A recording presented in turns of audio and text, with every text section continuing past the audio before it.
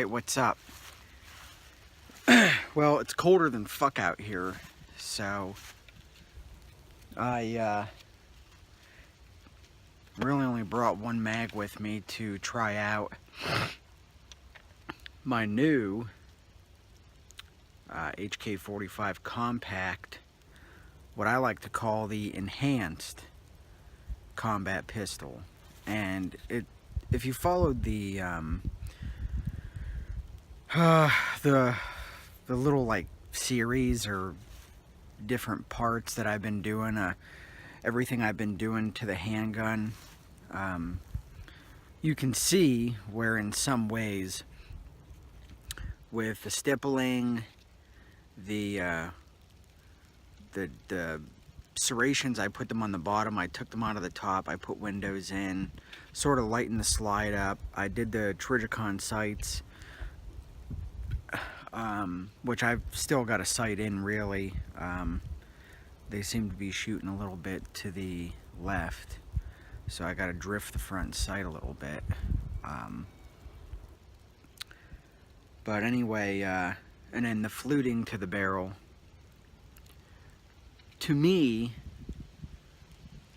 I have enhanced it a little bit. Now, you know, it's enhancing is a subjective word. What I think is enhancing, you might think is like the opposite of enhancing. You know, it's, you know, ruining, if you will. But one thing that I think a lot of people have a misconception of HK being the absolute and the most reliable handgun out there. You know, that's kind of like saying, you know, Dodge or Chevy or Ford is the absolute most reliable truck, which, you know, it's subjective.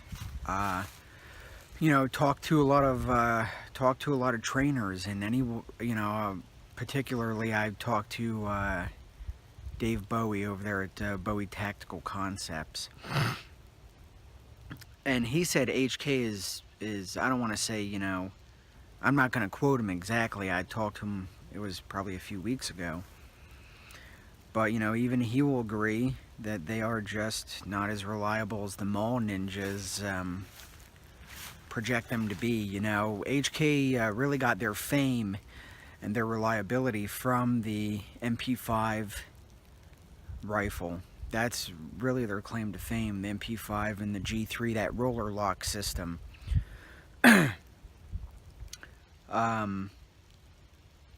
So, you know, are their pistols reliable? Yeah, I'm not saying that they're not. You know, but everyone also knows a Glock's reliable, and what would you rather have, a Glock or an HK? Well, I don't know, you know, again, subjective. I have a Glock 19, you've seen it.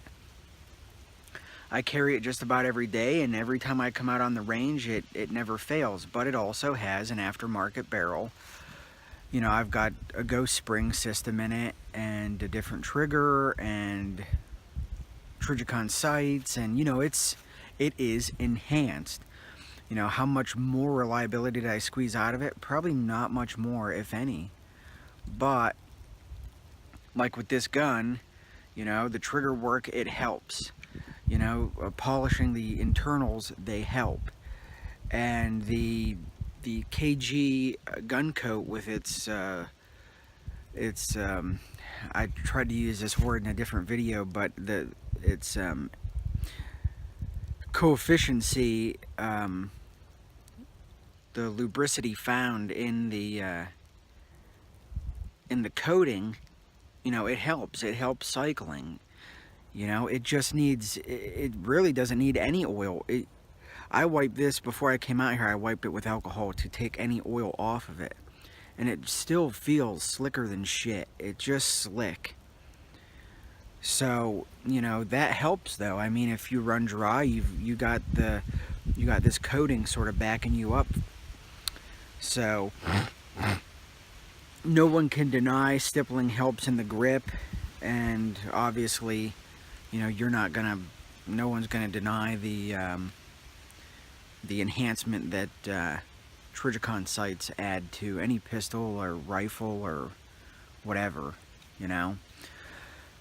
My eyes just like Trijicon lamps better than they like the Mepper lights. I'm not saying Mepper lights are pure junk and not usable, but my eyes just, that fine, sharp look that the Trijicon tritium provides is just, my eyes like that more.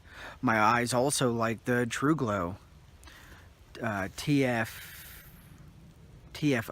whatever those ones that are tritium and the Pro that have the orange dot or whatever. I really like those. I really do. And they're cheaper than the Trijicon, but I went with the Trijicon mainly because two reasons. I just totally dig Trijicons. I think that the finish that they put on the